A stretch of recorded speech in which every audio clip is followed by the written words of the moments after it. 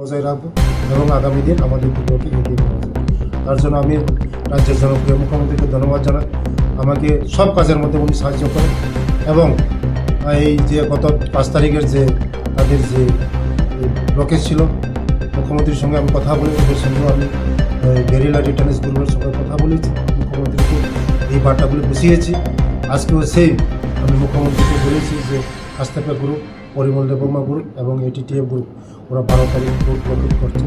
আমার সঙ্গে মুখ্যমন্ত্রী কথা হয়েছে, আগামী দিন পিসফুলি আমাদের এই 12 তারিখ আশা করি যে তারাও উদ্যোগ করবে। ধন্যবাদ।